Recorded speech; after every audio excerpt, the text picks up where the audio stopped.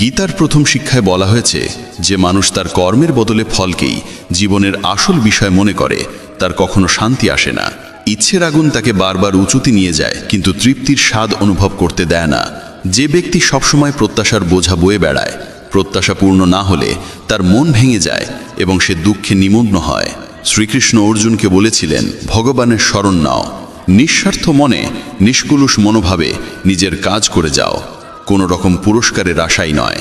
যেদিন মানুষ কর্মকে ভক্তিরূপে করতে শিখবে, সেদিন তার জীবনে সুখ শান্তি নেমে আসবে, দুঃখ তার কাছে পৌঁছতে পারবে না এবং তার মন মুক্তির পথ খুঁজে পাবে।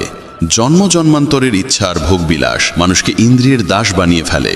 যখন আমরা অন্যের সমালোচনা করি বা নিন্দা করি, তখন সেই নিন্দার প্রতিক্রিয়ায় আমাদেরও ভোগান্তি ভোগ করতে হয়। যার মনে অন্যের প্রতি বিদ্বেষ জন্মায়, যে ঈর্ষা পোষণ করে, অন্যের ক্ষতি কামনা করে বা নিজের ধর্ম কর্তব্য পালনে অবহেলা করে, সে কখনো মুক্তির স্বাদ পায় না।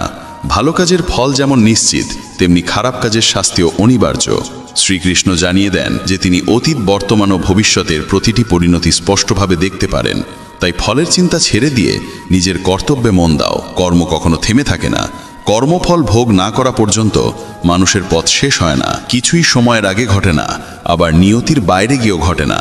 মানুষ সবসময় বিশ্বের সেরা মানুষদের দিকে তাকিয়ে জীবনকে গড়তে চায় এবং দৃষ্টিভঙ্গির উপর ভিত্তি করে বিশ্ব তাকে মূল্যায়ন করে।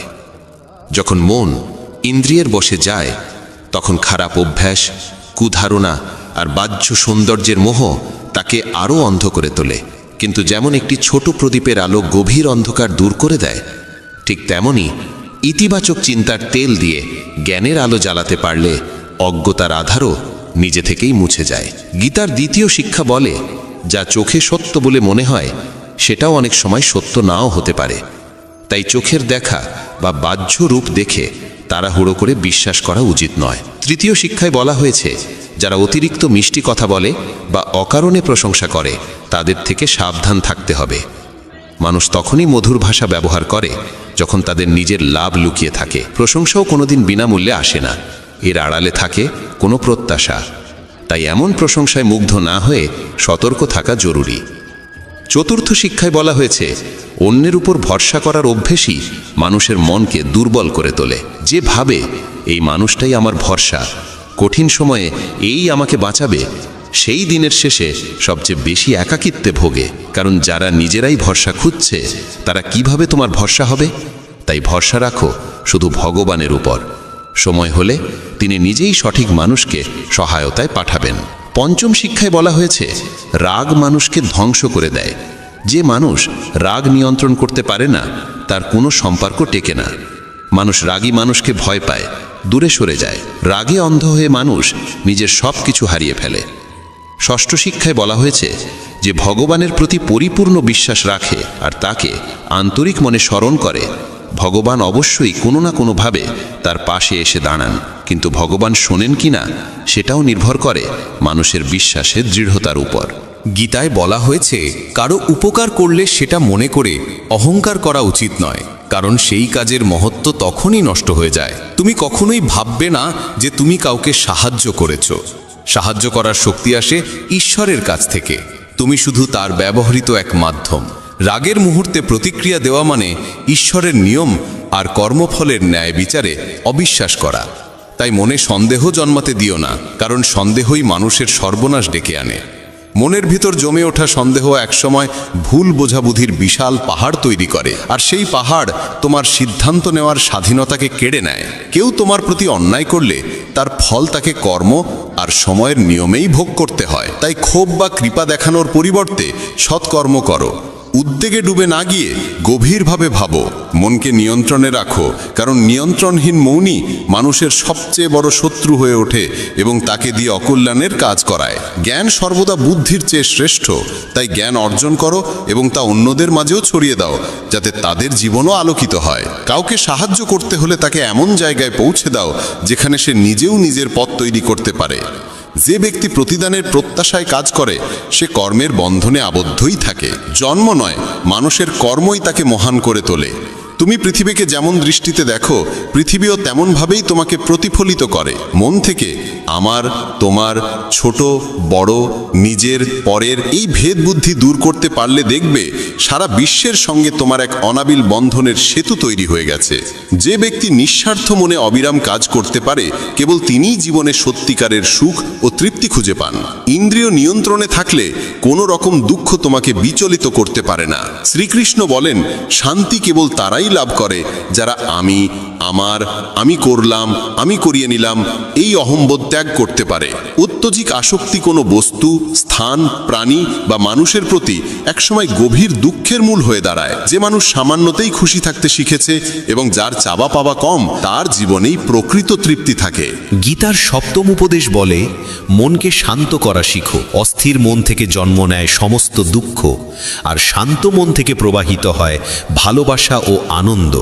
দুঃখ সুখ মূলত মনোরাজ্যের দুই রূপ। অস্থিরতা দুঃখ সৃষ্টি করে, শান্ত ভাব জাগিয়ে তোলে পরম আনন্দ। অস্থম শিক্ষা উপদেশ দেয়, কাউকে অতিমাত্রায় ভালোবেসে বা আঁকড়ে ধরতে নেই। ধৃতরাষ্ট্র সিংহাসনের প্রতি অসীম আসক্ত ছিলেন। সেই আসক্তি তার চোখকে অন্ধ করে দিয়েছিল। যে মোহ তিনি ত্যাগ করতে পারেননি, সেই মোহই রাজ্যকে ধ্বংসের পথে ঠেলে দিয়েছিল এবং অসংখ্য প্রাণহানি ঘটিয়েছিল। জীবনে যখন কোনো কিছুর প্রতি অন্ধ আসক্তি জন্মায়, সেটি পাও বা না পাও, শেষ পর্যন্ত তা মানুষকে ধ্বংসের দিকেই ঠেলে দেয়।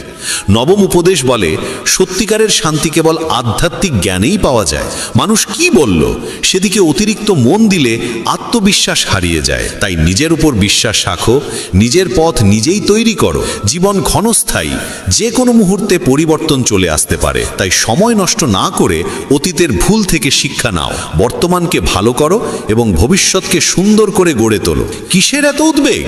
নিজের কর্তব্য করো আর ঈশ্বরের ওপর ভরসা রাখো। কোনটা ঘটবে আর কোনটা ঘটবে না, এই সিদ্ধান্ত ঈশ্বরের হাতে ছেড়ে দাও। যত বেশি সৎকর্ম করবে, ততই তোমার পথ উন্মুক্ত হবে। নিজেকে সমর্পণ করো ভগবানের কাছে। মানুষের কল্যাণে কাজ করো, তাদের সঠিক পথ দেখাও। জ্ঞানী মানুষ কখনো ইন্দ্রিয় সুখের মোহে আটকে থাকে না।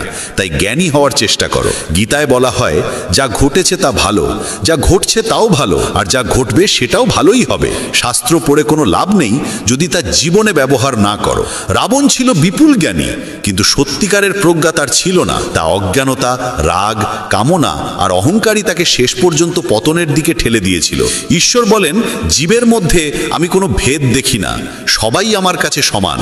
যে জ্ঞান কেবল নিজের মধ্যেই সীমাবদ্ধ থাকে, তা সমাজ ও পৃথিবীর কল্যাণে কাজে না লাগলে সেই জ্ঞান কোনো মূল্য বহন করে না। কিসের ভয়? মৃত্যুর ভয় কেন? আত্মা না জন্মায় না মরে, এটাই জীবনের চরম সত্য। মানুষের কর্মই তাকে ঈশ্বরের কাছাকাছি নিয়ে যায় বা দূরে সরিয়ে দেয়। তাই সব সময় সৎকর্মে মন দাও। যখনই পাপ, অহংকার আর অন্যায় পৃথিবীতে বৃদ্ধি পায়, তখনই ঈশ্বর নতুন রূপে আবির্ভূত হন সেগুলোকে নাশ করে ধর্ম প্রতিষ্ঠা করার জন্য। যাকে প্রয়োজনে সাহায্য করো, বিনা দ্বিধায় দান করো, এটাই সত্যিকারের পুণ্য। যে মানুষ নিজের মন জয় করতে পারে, সে ইতিমধ্যেই ঈশ্বরকে লাভ করে, কারণ তার মন শান্তির আশ্রয় পায়। সুখ দুঃখ, গরম শীত, সম্মান অপমান কিছুই তাকে বিচলিত করতে পারে না।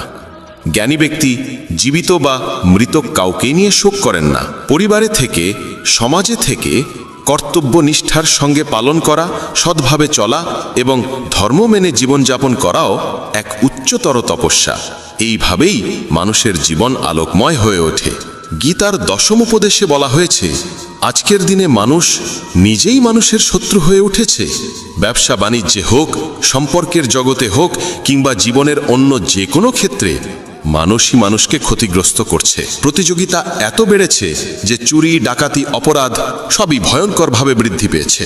শাস্ত্রে কলিযুগের যে লক্ষণ বর্ণনা করা আছে, মানুষ একদিন মানুষকেই গিলে খাবে, ঠিক সেই সময়ই এসে গেছে। এখন মানুষ মানুষেরই ব্যবসা খাচ্ছে, একে অন্যের চাকরি কেড়ে নিচ্ছে, কারোর সুখ থাকলে তা নষ্ট করে দিচ্ছে, আর যার মন ভাঙা তাকে আরও ভেঙে দিচ্ছে। সবাই মানুষ হলেও মানবিকতা যেন কোথাও হারিয়ে গেছে। এক দরিদ্র ভিখারি এক ধনী মানুষের বাড়ি থেকে বেরিয়ে এসে অনুরোধ করল, এক গ্লাস জল দাও, খুব পিপাসা লেগেছে, অনেকটা পথ হেঁটে এসেছি, আর পারছি না। ধনী মানুষটি বলল, এখন আশেপাশে কেউ নেই, কেউ এলে জল দেব। কিছুক্ষণ পর ভিখারি আবার অনুরোধ করল, দয়া করে একটু জল দিন, আর কোথাও যেতে পারছি না। ধনী লোকটি একই উত্তর দিল, বলেছি তো মানুষ এলে জল পাবে। তখন ভিখারি অসহায়ভাবে বলল, আপনি নিজেই মানুষ হয়ে যান না, একটু সময়ের জন্য মানুষ হন। আজকাল এটাই ঘটছে, কেউই সত্যিকারের মানুষ হতে চায় না, সবাই শুধু একে অপরকে টেনে নামানোর চেষ্টা করছে, সুযোগ নিচ্ছে। তাই কলিযুগকে স্বার্থপরতার যুগ বলা হয়েছে। মানুষ আজ সম্পর্ক রাখে শুধুই নিজের স্বার্থে। বন্ধুরা, যদি গীতার এই 25টি কথা ভালোভাবে বোঝো এবং মনে রাখো, তবে বিশ্বাস রাখো, পৃথিবীর কেউ তোমার মন বা হৃদয়কে আর আঘাত দিতে পারবে না। এই উপদেশগুলো মনে রাখলে জীবনের সুখ ছাড়া আর কিছুই তোমার পথে আসবে না। গীতার 11 উপদেশ হলো, নিজেকে কখনোই কারো ওপর নির্ভরশীল করে তুলবে না। তুমি যতক্ষণ পর্যন্ত প্রয়োজনহীন, কেউ তোমাকে আঘাত করতে পারবে না, সুযোগও নিতে পারবে না।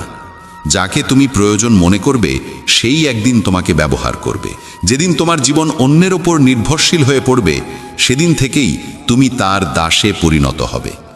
এমনকি নিজের বাড়িতেও যদি তুমি গৃহকর্মীর ওপর পুরোপুরি নির্ভর করো, সেতেও তারা সুযোগ নেবে, কারণ তারা বুঝে যায় তোমার কাজ তাদের ছাড়া চলবে না। কিন্তু যখন তারা বুঝতে পারে তুমি নিজের কাজ নিজেই করতে পারো, তখন তারা ঠিকই সীমার মধ্যে থাকে। যদি চাকরিতে বসের ভুল আচরণও তুমি সহ্য করে যাও, তবে নিশ্চিত জানবে তোমার নিজেরই প্রয়োজন, আর সেই প্রয়োজনের সুযোগ সে নিচ্ছে। পরিবারেও যাকে তুমি প্রয়োজন মনে করো, সেই তোমাকে সবচেয়ে বেশি কষ্ট দেয়, কারণ তুমি তার হাতের মুঠোয়। মানুষ দুর্বল কাউকে নিয়ন্ত্রণে রাখতে ভালোবাসে। তুমি যতই ভালো করো, কিছু দেবে, তবুও তারা তোমাকে নিচে ধরে রাখতেই আনন্দ পায়। তোমার যদি প্রতিভা থাকে, সেটিকেই ছেটে দেওয়ার চেষ্টা হবে, যাতে তুমি কখনোই নিজের মতো করে এগোতে না পারো। কারো ওপর নির্ভরশীল হওয়ার চেয়ে মৃত্যু ভালো, কারণ প্রয়োজন মানুষকে দাস বানিয়ে দেয়। ভাবো তো, যাদের ওপর তুমি নির্ভর করো, কষ্টও তো আসে তাদের থেকেই। প্রয়োজন শুধু শরীর বা কাজের নয়, মনেরও। আমরা কারো সঙ্গ চাই, কারো ভরসা চাই, না হলে একাকিত্ব অসহ্য মনে হয়। তখনই ভুল মানুষের দিকে আকর্ষণ জন্মায়, আর তারা সেই দুর্বলতাকে ব্যবহার করে জীবনকে নরকে পরিণত করে। মনে রাখবে, তোমার মা বাবা ছাড়া এ পৃথিবীতে কেউ জন্মায়নি যে তোমাকে ব্যবহার করবে না। তাই কখনো নিজেকে কারো প্রয়োজনের দাস বানিও না। গীতার 12 উপদেশে বলা হয়েছে, যে মানুষ ব্যর্থতার ভয়ে চেষ্টা করা বন্ধ করে দেয়, সে কখনোই জীবনে বড় সাফল্যের স্বাদ পায় না। রাগ মানুষের মনে বিভ্রান্তি সৃষ্টি করে, সেই বিভ্রান্তি মনকে অস্থির করে। অস্থির মন যুক্তিকে নষ্ট করে দেয়, আর যুক্তিহীন মানুষ ধ্বংসের দিকেই এগোয়। মহান সাফল্যের দরজা খুলে যায় যে 5টি চাবিতে: সৎ চিন্তা, মনোযোগ, সত্যনিষ্ঠা, দৃঢ় সংকল্প এবং অবিরাম পরিশ্রম। সেগুলিই মানুষের জীবনে সাফল্য এনে দেয়। পক্ষপাতহীন ও নিঃস্বার্থ কর্ম ছাড়া মুক্তি বা পরিত্রাণের আশা করা অর্থহীন। যখন মানুষ নিজের ইন্দ্রিয়ের দাস হয়ে পড়ে, তখন কাম, আলস্য, লোভের মতো দোষগুলো তাকে গ্রাস করতে শুরু করে। তাই লক্ষ্য পূরণের জন্য নিজের কাজে পূর্ণ মনোযোগ, সম্পূর্ণ নিবেদন এবং নিরবিচ্ছিন্ন অধ্যবসায় অপরিহার্য। সম্পদ, লাভ বা পুরস্কারের আকাঙ্ক্ষা মন থেকে দূর না করলে কাজে মনোযোগ জন্মায় না। শ্রীকৃষ্ণ বোঝান যে মানুষ কেবল কর্মের অধিকারী, ফলের নয়। তাই প্রত্যাশাহীনভাবে কাজ করতে পারলে তবেই কর্মফলের যোগ্য হওয়া যায়। রাগ মানুষের চিন্তা শক্তি কেড়ে নেয়, ফলে সঠিক সিদ্ধান্ত নেওয়া কঠিন হয়ে পড়ে। লোভ, প্রতিদান বা স্বার্থের টানে করা কর্ম কখনোই প্রত্যাশিত ফল দেয় না। অকল্যাণকর চিন্তা দূর করার একমাত্র উপায় হল শুভ ভাবনা গ্রহণ করা এবং ইতিবাচকভাবে চিন্তা করা। মানুষের মন পরিবর্তনশীল। আমরা যাদের সঙ্গে থাকি, যে পরিবেশে সময় কাটাই, সেখান থেকেই আমাদের চিন্তাভাবনা ও অভ্যাস গড়ে ওঠে। মানুষ যা দেখে, যা শোনে, যা অনুভব করে, তাতেই সাড়া দেয়।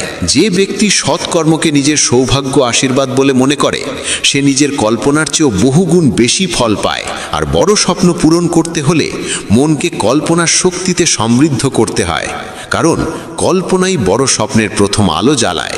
গীতার 13 শিক্ষা বলে যে সম্পর্কের ক্ষেত্রে সীমারেখা লঙ্ঘন হলে সেই সম্পর্ক টিকে না।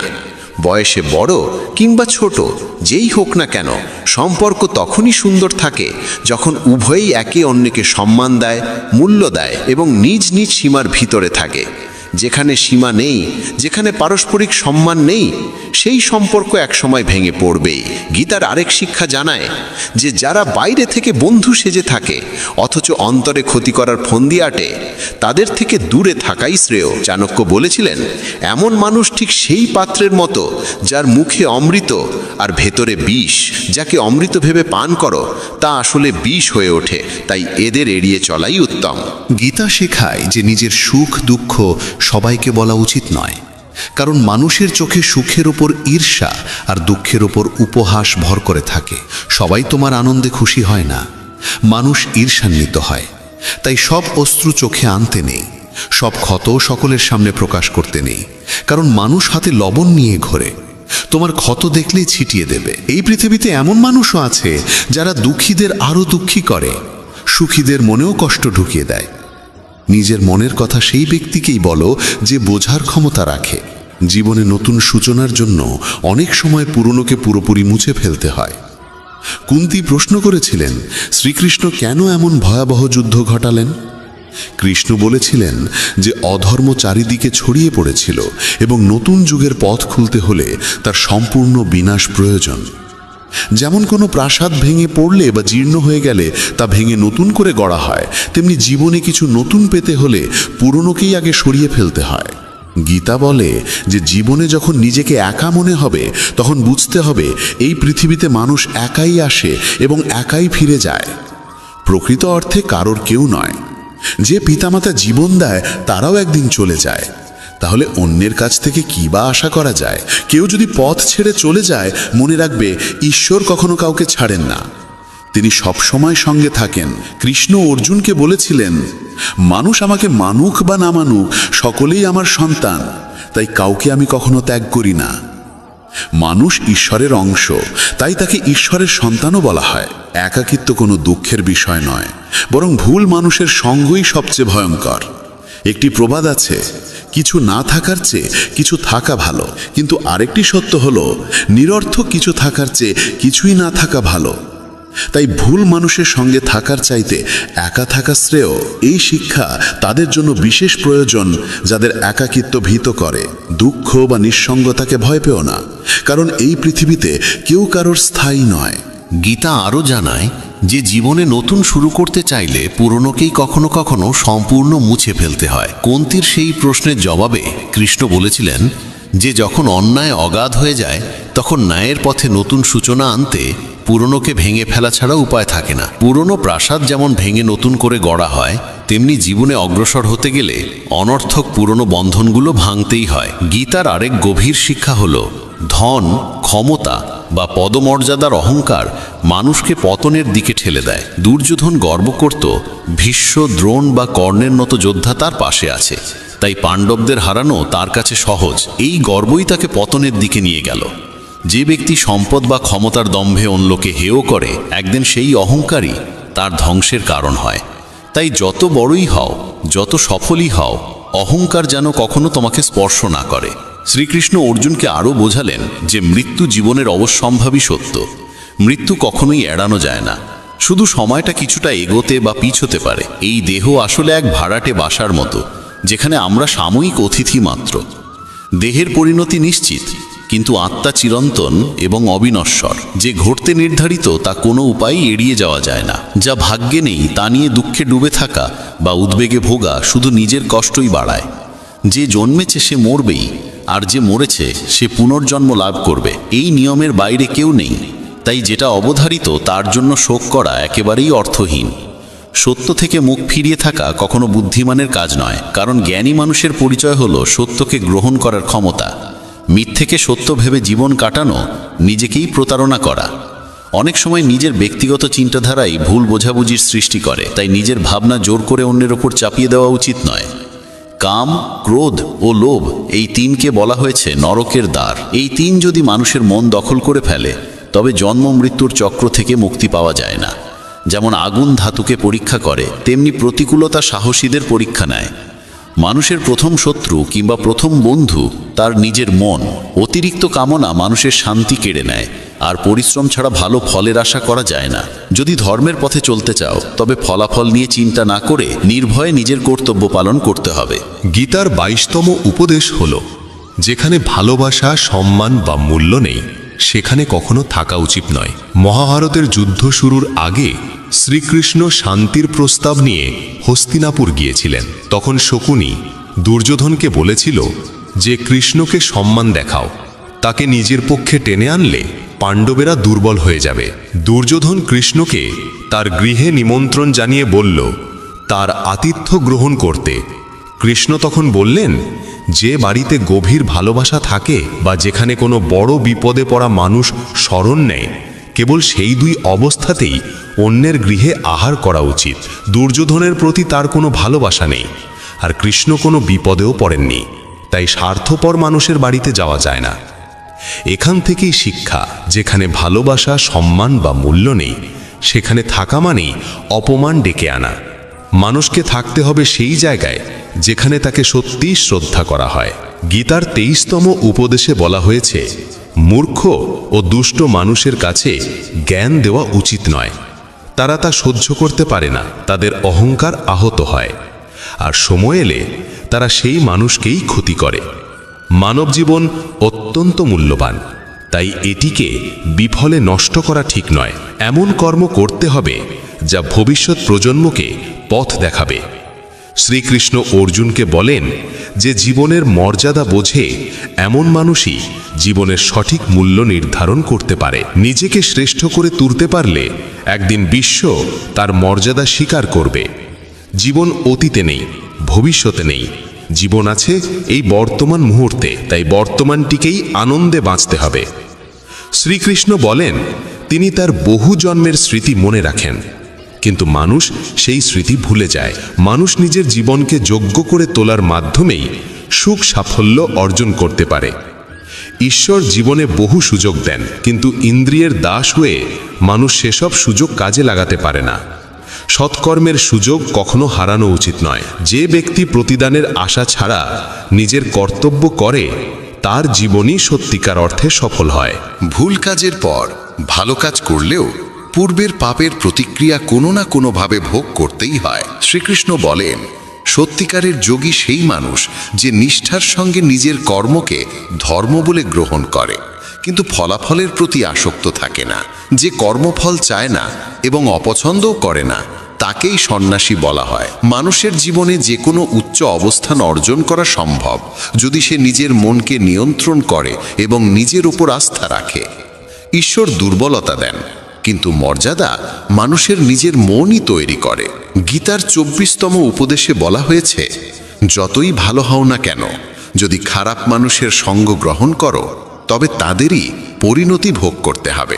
ভীষ্ম পিতামহ সচ্চরিত্র ছিলেন, দ্রোণ ছিলেন ব্রাহ্মণ, কিন্তু দুজনেই অধর্মের পাশে দাঁড়িয়েছিলেন। তাই শেষ পর্যন্ত তাদের মৃত্যু হল অত্যন্ত যন্ত্রণাদায়কভাবে। এর থেকেই বোঝা যায় খারাপ সঙ্গ কখনোই সুখ দেয় না। অনেক সময় শুধু তাদের পাশে থাকলেই তাদের কর্মফলের বোঝা বহন করতে হয়। তাই সব সময় উত্তম সঙ্গেই থাকা উচিত। গীতার 25তম উপদেশে বলা হয়েছে, যে মানুষ প্রতারণা করে তার পরিণতিও হয় অত্যন্ত করুণ। শকুনি ও দুর্যোধন জীবনের প্রতিটি পদক্ষেপে পাণ্ডবদের প্রতারণা করেছে। ফলে দুর্যোধনের সমস্ত পরাক্রমী যোদ্ধাই প্রতারণার মাধ্যমেই প্রাণ হারিয়েছিল, কারণ কর্মফল কাউকে ছেড়ে দেয় না। মানুষ যেমন কর্ম করে তেমনই ফল পায়। যে অন্যকে প্রতারণা করে, কোনো একদিন অন্য কেউ এসে তাকে প্রতারণার শিকার করে, এটাই কর্মের নিয়ম। গীতার 26তম উপদেশে বলা হয়েছে, জীবনে কষ্ট এলেই সাহস হারানো যাবে না। সামান্য ধৈর্যই সবচেয়ে কঠিন সংকটকে অতিক্রম করার শক্তি দেয়। এক রাজা একদিন তার গুরুদেবকে বলেছিলেন যে রাজ্যে সব ধরনের সমৃদ্ধি আছে, কিন্তু খারাপ সময়ের জন্য কোনো মানসিক প্রস্তুতি নেই। তখন গুরু একটি তাবিজ তার হাতে বেঁধে দিয়ে বলেছিলেন, জীবনে এমন সময় এলো যখন মনে হবে এর চেয়ে খারাপ আর কিছু হতে পারে না, তখন এই তাবিজ খুলে এর ভেতরের মন্ত্রটি পড়বে, তাতেই তুমি অপার শক্তি পাবে। একদিন সেই ঘটনারই মতো সময় এসে দাঁড়ালো। হঠাৎ আরেকজন রাজা তার রাজ্যে আক্রমণ করল, আর বাধ্য হয়ে তিনি অল্প কয়েকজন অনুচর নিয়ে রাজ্য ও নগরী ছেড়ে পালালেন। সেই মুহূর্তে রাজা গভীর দুঃখে ডুবে গেলেন। তার মনে পড়ল, গুরু বলেছিলেন জীবনে যখন সত্যিই ভয়াবহ সময় আসবে তখন তাবিজ খুলে ভেতরের মন্ত্রটি পড়তে, সেই মন্ত্রই তাকে শক্তি দেবে। রাজা ভাবলেন এর চেয়েও দুঃসময় আর কি হতে পারে। তিনি তাবিজটি খুললেন, আর ভেতরে লেখা ছিল এই সময়টাও কেটে যাবে। এই বাক্য পড়েই তিনি এক অদ্ভুত দৃঢ়তায় ভরে উঠলেন। তিনি বিশ্বাস করলেন বর্তমান দুঃসময় চিরস্থায়ী নয়, এটিও একদিন শেষ হবে, তাই সাহস হারানো চলবে না। তিনি ঠিক করলেন আবার সেনাবাহিনী গুছিয়ে তুলতে হবে।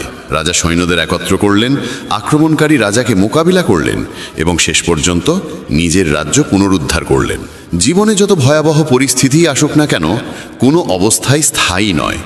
দুঃসময় একদিন নিশ্চয়ই কেটে যায়। আমরা জীবনে অসংখ্য দুঃখ কষ্টের মুখোমুখি হই, কিন্তু প্রতিবারই সেগুলোকে অতিক্রম করে ওঠার শক্তি পাই। একইভাবে তোমার জীবনেও যদি কোনো কঠিন সময় আসে, বিশ্বাস রাখো এটিও একদিন সরে যাবে। তাই কখনোই সাহস হারিও না। ধৈর্য ধরে টিকে থাকতে পারলে জীবনের সবচেয়ে কঠিন ঝড়ও শান্ত হয়ে যায়। গীতার ২৭তম উপদেশ হলো এই যুগে অতিরিক্ত ভালো হতে নেই, না হলে মানুষ তোমাকে শোষণ করে নিঃস্ব করে দেবে। পাণ্ডবদের জীবনী শেখায় নিতান্ত সৎ হওয়াই কখনো কখনো বড় কষ্টের কারণ হয়। তারা সর্বদা ন্যায়ের পথে চলেছে, কখনো অন্যায় করেনি, তবুও রাজ্য হারিয়েছে। তাদের স্ত্রীকে প্রকাশ্যে অপমান করার চেষ্টা হয়েছে, তাদের ভিক্ষা করে বাঁচতে হয়েছে, কারণ তারা ছিলেন অতিরিক্ত ভালো। তখন যেমন ছিল, আজকের পৃথিবী তো আরও কঠিন। মানুষ সৎ মানুষকে কম সম্মান দেয়, বরং বেশি ব্যবহার করে। তুমি যত ভালো ব্যবহার করবে, অনেকেই তোমার সঙ্গে তত খারাপ আচরণ করবে। তুমি অন্যদের খুশি করার জন্য সর্বোচ্চ চেষ্টা করবে, আর তারা তোমাকে কাজে লাগানোর পথ খুঁজবে। তাই আজকের দিনে সুখী থাকতে হলে অত্যধিক ভালো হওয়ার দরকার নেই। এর মানে এই নয় যে তোমাকে খারাপ হতে হবে, বরং নিজের চোখে নিজেকে ভালো রাখো। বিশ্বের চোখে ভালো দেখাতে গিয়ে নিজেকে দুর্বল করে দিও না। গীতার ২৮তম উপদেশ হলো অতীতকে ভুলে যেতে শেখো, কারণ অতীতের কষ্ট আঁকড়ে বাঁচলে আজকেও সুখী থাকা যায় না। জ্ঞানীরা অতীতের জন্য হাহাকার করেন না। অতীত যেমনই হোক, তা বর্তমানকে গ্রাস করতে দেওয়া ঠিক নয়। যা ঘটেছে তা থেকে শিক্ষা নাও, ভাবো আর যেন এমন না হয়, তারপর এগিয়ে যাও। অনেকেই বলেন ওই মানুষ আমাকে এত অন্যায় করেছে, তাই আমি আজ এত দুঃখী। কেউ কেউ সারা জীবন অন্যদের দোষ দিতে দিতে নিজের কষ্ট বাড়িয়ে তোলে। কিন্তু যতক্ষণ তুমি অন্যকে দোষ দেবে, ততক্ষণ কখনো সুখী হতে পারবে না, সামনে এগোতেও পারবে না। অতীত বদলানো যায় না, মানুষ কি করেছে তাও বদলানো যায় না, কিন্তু বর্তমান তোমার হাতে, সেটাকে তুমি যেমন চাও তেমন গড়তে পারো। আগামী দিনের দুঃখ এড়াতে চাইলে আজকে বাঁচো। তুমি পৃথিবীতে কাউকে পাবে না যে ভবিষ্যতের ভরসায় সুখে থাকে। সুখী সেই যে আজকার মুহূর্তে নিজের জীবন কাটায়। ভবিষ্যতের চিন্তা শুধু দুঃখ, আফসোস আর অনিশ্চয়তায় ভরিয়ে তোলে। তাই যতটা সম্ভব অতীতকে ভুলে যাও এবং বর্তমানকে নিজের করে নাও। গীতার শিক্ষা বলছে ভবিষ্যতের ভয় দুঃখ কমে না, বরং ভয়ই সব শান্তি কেড়ে নেয়। তুমি কাকে ভয় করবে? কে তোমাকে মারতে পারে? তুমি দেহ নও, দেহ কেবল কর্ম সম্পন্ন করার মাধ্যম। তুমি আত্মা, অমর ও চিরন্তন। অসংখ্য জন্মে তুমি অসংখ্য দেহ ধারণ করেছ, আর এখন মানুষের শরীর পাওয়া তোমার পুণ্যের ফল। এই জীবনকে কাজে লাগানোর একমাত্র উদ্দেশ্য হলো সৎকর্ম, দয়া আর নিঃস্বার্থ সাহায্য করা। যে নিরন্তর ভক্তি ভরে ঈশ্বরকে স্মরণ করে, সে অবশ্যই ঈশ্বরকে পায়। কেউ ঈশ্বরের অস্তিত্ব অস্বীকার করলেও তাতে তার কিছু যায় আসে না। মানুষের মন পবিত্র, কর্ম সৎ আর চরিত্র ভালো হওয়াই প্রকৃত যোগ্যতা। ঈশ্বর ভক্তির ক্ষুধার্ত। কেউ যদি ভালোবাসা ও ভক্তিসহ একটি পত্র, একটি ফুল, ফল বা জলও অর্পণ করে, ঈশ্বর তা গ্রহণ করেন। ভক্তি নেই এমন অর্ঘ্য, যতই বাহুল্যপূর্ণ হোক, মূল্যহীন। নিঃস্বার্থ সাহায্য, দানকে সেবা হিসেবে গ্রহণ করা, পক্ষপাতবিহীন সিদ্ধান্ত এবং কর্তব্য পালন, এসবই ঈশ্বর ভক্তির সমান। এরাই ঈশ্বরের প্রিয়। তাকে ভালোবাসবে তা গভীরভাবে ভাবা জরুরি, কারণ যে ভালোবাসার মূল্য বোঝে না, তার কাছ থেকে দূরে থাকাই শান্তির পথ। আজকাল অনেকেই ভালোবাসার নাম করে সবচেয়ে বেশি কষ্ট দেয়। প্রেম, যা স্বভাবতই পবিত্র, মানুষের স্বার্থ আর অসচেতনতার কারণে বিষের মতো তিক্ত হয়ে যায়। অনেকেই বিশ্বাস আর মমতাকে ব্যবহার করে অন্যের হৃদয় ভেঙে দেয়। তুমি যদি কাউকে সত্যিই ভালো না বাসো, তবে সে কখনোই তোমাকে আঘাত করতে পারবে না। যে সম্পর্কই হোক, যদি তুমি কাউকে সীমাহীন ভালোবাসো আর সে যদি সেই ভালোবাসার যোগ্য না হয়, তবে তার বিনিময়ে কেবলই দুঃখ ও যন্ত্রণা ফিরে আসে। প্রেম নিজে কোনোদিন কষ্টের কারণ হয় না। কষ্ট দেয় সেই মানুষ যে তোমার মমতার মূল্য দিতে অক্ষম। তাই ভালোবাসতে হলে এমন কাউকে ভালোবাসো যে তোমার হৃদয়ের ভাষা বুঝবে এবং তোমার অনুভূতিকে সম্মান করবে। আর যখনই বুঝবে যে তোমার ভালোবাসার মানুষ তোমার অনুভূতির কদর করে না, তখন সেখান থেকে সরে যাওয়াই তোমার জন্য সবচেয়ে বুদ্ধিমানের সিদ্ধান্ত। গীতার 29তম উপদেশে বলা হয়েছে যে মানুষ বারবার তোমায় আঘাত দেয় তাকে কখনোই ক্ষমা করা উচিত নয়। যুধিষ্ঠির বহুবার দুর্যোধনকে ক্ষমা করেছিলেন, আর এর ফলেই তার জীবনে অসংখ্য দুঃখ ও বিপর্যয় নেমে এসেছিল। কেউ একবার ভুল করলে তাকে ক্ষমা করা যায়, কিন্তু বারবার একই ভুল করলে বুঝতে হবে সেটা ভুল নয়, সেটাই তার স্বভাব। তারা এমনই এবং ভবিষ্যতেও তোমার সঙ্গে একই আচরণ করবে। তাই অযথা অতিরিক্ত ভালো হওয়া ঠিক নয়। ক্ষমা করা আর বোকা হয়ে যাওয়ার মধ্যে বিশাল পার্থক্য আছে। কাউকে একবার ক্ষমা করলেও তার প্রতি সতর্ক থাকা দরকার। বলা হয় একই মানুষকে দুবার পরীক্ষা করা নিজের মুখে ধুলো দেওয়ার মতো। যে তোমাকে একবার প্রতারণা করেছে বা ভুল করে হলেও ব্যথা দিয়েছে, তাকে অন্ধভাবে বিশ্বাস করা উচিত নয়। তাই এমনভাবে ক্ষমা করবে যাতে কখনো বোকা না শোনাও, আবার নিজের শত্রু তৈরি করো না। গীতার আরেকটি শিক্ষা বলে, যে তোমাকে প্রতারিত করে বা ধোঁকা দেয় তাকে নিয়ে দুঃখ বা রাগ বাড়িয়ে লাভ নেই, বরং বুঝে নিতে হবে মানুষকে চোখে দেখে কখনো চিনে নেওয়া যায় না। এই পৃথিবীতে মানুষ মুখোশ পরে বাঁচে। সবাই ভালো দেখাতে চায় কিন্তু ভালো হতে চায় না। কাউকে তোমার প্রতি সামান্য অন্যায় করতে দাও, তখনই তার আসল রূপ প্রকাশ পায়। কিংবা যখন তোমার জীবনে দুঃসময় আসে, তখনই বুঝতে পারবে কে সত্যিকার অর্থে তোমার আপন। তাই কাউকে খুব দ্রুত বিশ্বাস করো না। কারো কাছ থেকে এত আশা করো না যাতে পরে হৃদয়ে ভেঙে যায়। কারণ এই পৃথিবীর মানুষ কারো ছিল না, কাউকে কোনোদিন হবেও না। তাই নিজের মনকে ঈশ্বরের কাছে সমর্পণ করো। তখন দেখবে কেউ তোমাকে ভাঙতে পারবে না, কেউ তোমাকে আঘাত দিতে পারবে না। গীতার 12 অধ্যায়ে শ্রীকৃষ্ণ অর্জুনকে বলেছিলেন, হে অর্জুন, তোমার মন, বুদ্ধি আর হৃদয় ঈশ্বরের প্রতি নিবেদন করো। তখন কেউ তোমার হৃদয়ে ভাঙতে পারবে না।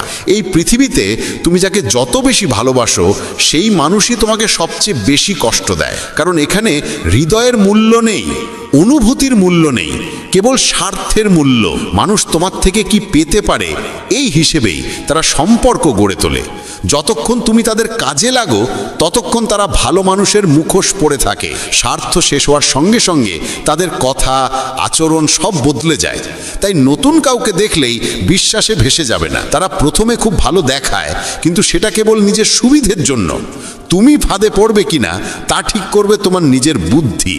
গীতার 3য় উপদেশে বলা হয়েছে, নিজের আত্মীয় স্বজনই তোমার সাফল্যে সবচেয়ে বেশি ঈর্ষান্বিত হয়। বাইরের লোক তোমার সুখ দুঃখের খোঁজ রাখে না, কিন্তু আত্মীয়রা তোমার জীবনের প্রতিটি পদক্ষেপে চোখ রেখে চলে। বাইরে থেকে তারা বলবে সফল হও, সুখে থাকো, কিন্তু তোমার সাফল্যের খবর শুনলে তারা খুশি হয় না। কখনো কখনো দুনিয়া তোমাকে সম্মান দেবে, প্রশংসা করবে, অথচ নিজের ঘরেই তুমি উপেক্ষিত থাকবে। মহাভারতের যুদ্ধও তো ছিল আপন ভাইদের মধ্যে।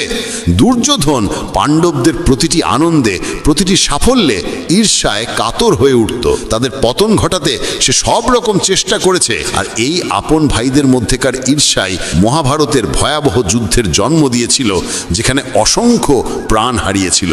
বাইরের লোক তোমার জীবন কেমন চললো তাতে কিছু যায় আসে না, কিন্তু আত্মীয়দের মন তোমার সুখ সহ্য করতে পারে না। তারা মুখে মধুর কথা বলল, অন্তরে তোমার ভালো চায় না। তাই কাউকে নিজের মানুষ ভাবার আগে দেখে নাও সে সত্যিই তোমার আপন কিনা, নাকি শুধু ভান করছে। ভগবান শ্রীকৃষ্ণ বলেন, যতদিন সৃষ্টি থাকবে ততদিন দুঃখ মানুষের ছায়ার মতো তার সঙ্গে চলবে। যদি জীবনে তুমি যা চেয়েছো তা না পাও, তবে একবার ভেবে দেখো, যা পেয়েছো সেটাকেই যদি সত্যিকারের ভালোবাসতে শেখো। প্রার্থনা করার পরও ঈশ্বর যদি কিছু না দেন, সেই নিয়ে মন খারাপ না করে বরং সেই অসংখ্য আশীর্বাদের দিকে তাকাও যা প্রার্থনা ছাড়াই তিনি আমাদের দিয়েছেন। মানুষ যখন সুখী হয় তখন সে ছুটে যায় তার কাছে যাকে সে খুব ভালোবাসে, কিন্তু যখন মনে দুঃখ জমে তখন সে তাকায় সেই মানুষের দিকে যে তাকে সত্যিই ভালোবাসে। শুধু সম্পর্ক থাকা মানেই সম্পর্ক গড়ে ওঠে না, সম্পর্ক টিকে থাকে যত্নে, নিষ্ঠায়, পালন করার মাধ্যমে। যে সত্যিকারের হৃদয়কে ভেঙে তৃতীয় কারুর কাছে সুখ খুঁজতে যায় সে শেষ পর্যন্ত প্রতারিতই হয়। দুটি সত্য মনে রাখা প্রয়োজন: এই জগতে সবকিছুই পরিবর্তনশীল এবং কারুর কোনো পৃথক অস্তিত্ব নেই। জীবনে ভালো কিছু চোখে না পড়লেও ভালো হবার চেষ্টা থামিও না, এটাই জীবনের শ্রেষ্ঠ পথ। মানুষের কর্ম শুধু তার নিজের নয়, তার পরবর্তী প্রজন্মের জীবনকেও প্রভাবিত করে। নিজের কাছে যা আছে তা বাড়িয়ে বলা ঠিক নয়, তেমনি অন্যের প্রতি হিংসাও করা উচিত নয়। হিংসা মানুষের মন থেকে শান্তি কেড়ে নেয়। পিঠের পেছনে আঘাত করে শুধু শত্রুরা নয়, কখনো কখনো নিজেরাও বিশ্বাসঘাতক হয়ে ওঠে। কৃষ্ণ বলেন, শরীর নশ্বর হলেও আত্মা চিরন্তন। তা জানা সত্ত্বেও মানুষ এই নশ্বর দেহ নিয়েই অহংকার করে, যা সম্পূর্ণ অর্থহীন। শরীরের অহংকার ছেড়ে সত্যকে গ্রহণ করাই কর্তব্য। ভগবান বলেন, নিজেকে তার কাছে সমর্পণ করে দাও, এটাই সর্বোত্তম আশ্রয়। যে তার আশ্রয় বুঝে নেয় সে ভয়, দুঃখ, উদ্বেগ সবকিছু থেকে মুক্ত হয়। গীতায় লেখা আছে, ভীতু ও দুর্বল মানুষই সবকিছু ভাগ্যের ওপরে ছেড়ে দেয়। শক্তিশালী ও আত্মবিশ্বাসী মানুষ কখনো ভাগ্যের ওপর নির্ভর করে না। কৃষ্ণ বলেন, কেউ যদি বিপদের সময় তোমার কাছে পরামর্শ চায়, তবে পরামর্শের সঙ্গে তোমার উপস্থিতিও দাও, কারণ পরামর্শ ভুল হতে পারে, কিন্তু সঙ্গ কখনো ভুল হয় না।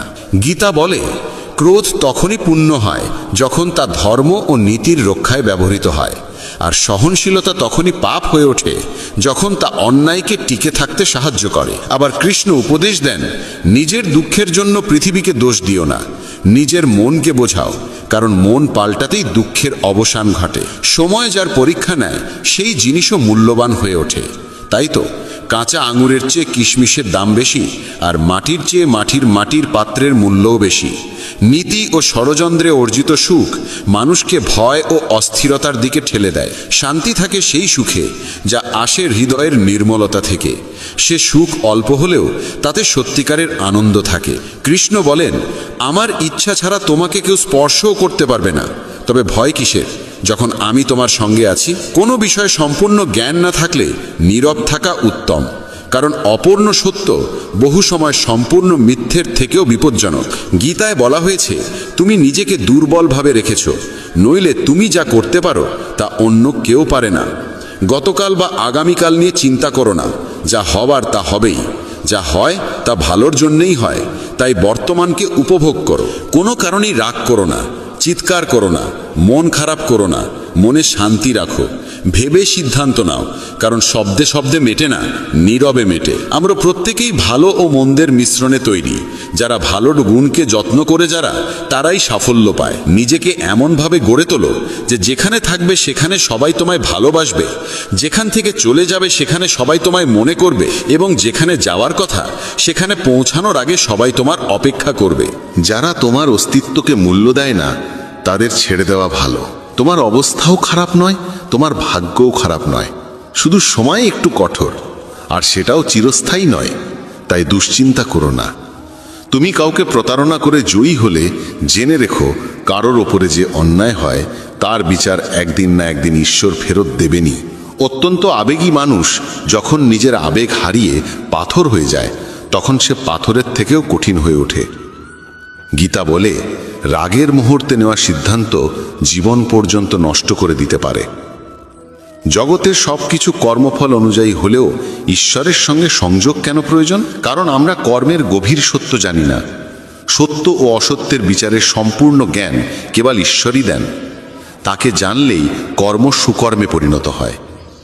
সম্মান রক্ষার লড়াইয়ে কখনো একা পড়ে গেলে ভয় পেও না, কিন্তু কারো সামনে নিজেকে ভেঙে পড়তে দিও না। নিজেকে জিতে নিতে পারলে তবেই অন্যের সম্মান পাওয়া যায়। যে পৃথিবীকে বদলাতে চেয়েছে সে হার মানে, যে নিজেকে বদলায় সে জিতে যায়। শব্দ বেছে বলো, কারণ তোমার কথা তোমার শিক্ষার পরিচয়।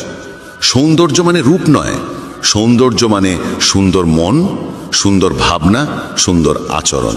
সত্যিকারে ভালো কাজ কখনো সম্মানের আশা করে না, কাজ নিজেই তাকে সম্মানের যোগ্য করে তোলে। দুর্বলরা ক্লান্ত হলে থেমে যায়, বিজয়ীরা তখনই থামে যখন জিতে যায়। ঈশ্বর যে পথে তোমার জন্য দরজা খুলে দেন তা কেউ বন্ধ করতে পারে না।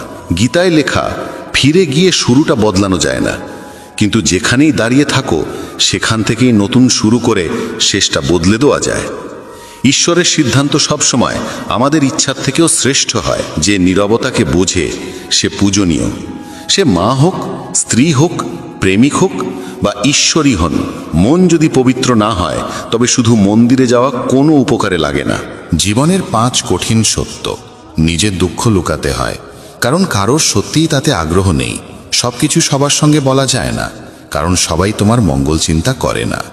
নীরব থাকা দরকার, কারণ কিছুই চিরস্থায়ী নয়। একা থাকতে শেখা প্রয়োজন, কারণ কেউ চিরদিন পাশে থাকে না। অন্যের উপরে অতিরিক্ত নির্ভর করলে নিজের অস্তিত্ব হারিয়ে যায়। ক্ষমা সেই ফুলের মতো যাকে পিষলে সে আরও সুগন্ধ ছড়ায়। জীবনের সবচেয়ে কঠিন কাজ নিজের মনকে চেনা, তবুও চেষ্টা করা উচিত। মন যদি নিজের নিয়ন্ত্রণে না থাকে তবে সে শত্রুর মতো আচরণ করে। এতটা কথা বলো না যে মানুষ তোমার চুপ হয়ে যাওয়ার অপেক্ষায় থাকে। এতটাই বলো যে তুমি নীরব হলে আবার তোমাকে শুনতে সবাই উৎসুক থাকে। পরিবর্তনই প্রকৃতির নিয়ম। যাকে তুমি মৃত্যু ভাবো সেটাই অন্য রূপে নতুন জীবন। এক মুহূর্তে মানুষ ধনী হয়, অন্য মুহূর্তেই সব হারায়। আমার তোমার ছোট বড় নিজের পর মন থেকে মুছে ফেলো, তখন বুঝবে সবই তোমার, তুমিও সকলের। শরীরের চোখ দিয়ে ভগবানকে দেখা যায় না, তাকে দেখার জন্য মনকে জাগিয়ে তুলতে হয়। সবচেয়ে বড় অপরাধ অন্যায় সহ্য করা এবং অন্যায়ের সঙ্গে আপোষ করা। যতদিন ঈশ্বর আমাদের সঙ্গে আছেন, পৃথিবী যতই ক্ষতি করতে চাইুক আমাদের কিছুই করতে পারবে না। তুমি কেন কাঁদছো? যা হারিয়েছ তাকে তুমি সৃষ্টি করেছিলে। আজ যা তোমার, কাল তা অন্য কারো হবে, কারণ পরিবর্তনই বিশ্বের নিয়ম। মানুষ বাইরে নয়, নিজের ভিতরের দুর্বলতার কারণেই হার মানে। কাউকে না বুঝে তার প্রতি আকর্ষিত হয়েও না, আর না বুঝে কাউকে ছেড়িও না। মোহ হৃদয়ে থাকে, কথায় নয়, আর ক্রোধ কথায় থাকে, হৃদয়ে নয়। মনে কষ্ট জমলে ঈশ্বরকে বলো, মুহূর্তেই মন হালকা হয়ে যাবে। যে প্রেমে থাকে সে প্রতারণা বোঝে না, আর যে প্রতারণায় থাকে সে আর কখনো প্রেম বুঝতে পারে না। জীবনের কিছু কঠিন সত্য মানুষকে চোখ খুলে দেয়, আর যখন মন সত্য দেখার ক্ষমতা পায় তখনই ঈশ্বরের উপলব্ধি ঘটে। নতুন জিনিস সবারই ভালো লাগে, কিন্তু প্রকৃত সত্য জানা যায় পুরনো হওয়ার পরে, সেটা জিনিসই হোক বা মানুষই হোক। গীতা বলে, দুঃখে যদি তুমি একা থাকো তবে সুখে কাউকে কাছে টেনে নিও না। জীবনে অর্জনের জন্য জেদ থাকা প্রয়োজন, শুধু আশা করে বসে থেকে কিছু হয় না। কৃষ্ণ বলেন, তোমার কি হারিয়েছে যে তুমি কাঁদছো? কি এনেছিলে যা হারিয়ে গেল? তুমি কিছুই সৃষ্টি করনি, কিছুই তোমার ছিল না। যা পেয়েছ এখান থেকেই পেয়েছ, যা দিয়েছ এখানেই দিয়েছ। আজ যা তোমার, কাল তা অন্যের হবে, কারণ পরিবর্তনই বিশ্বের নিয়ম। ফল কখনোই আমাদের ভাবনার মতো আসে না। ফল আসে কেবল আমাদের পরিশ্রমের পরিমাণ অনুযায়ী। ভেঙে পড়া সব সময়ই শেষ হয়ে যাওয়া নয়, অনেক সময় ভাঙন থেকেই জীবনের নতুন শুরু হয়। অতীতকে আঁকড়ে ধরে নিজের জীবনকে বন্দী করো না, ওটা ছিল কেবল একটি শিক্ষা, সারা জীবনের শাস্তি নয়। তুমি যত বই পড়ো, যত ভালো উপদেশই শোনো, তাতে কোনো লাভ নেই যদি সেগুলোকে জীবনে পালন না করো। যা আছে তাকে মেনে নাও, যা ছিল তাকে বিদায় দাও, এবং যা আসছে তার প্রতি বিশ্বাস রাখো। ভালো সময়ের চেয়ে ভালো মানুষের সঙ্গ বেশি মূল্যবান, কারণ একজন ভালো মানুষ ভালো সময় এনে দিতে পারে, কিন্তু ভালো সময় কখনো ভালো মানুষ এনে দিতে পারে না। হে পরমেশ্বর, আমাকে এত নিচে ফেলো না যে আমি তোমাকে ডাকলেও তুমি শুনতে না পাও, আর এত উঁচুতেও তুলো না যে তুমি ডাকলেও আমি শোনার যোগ্যতা না রাখি।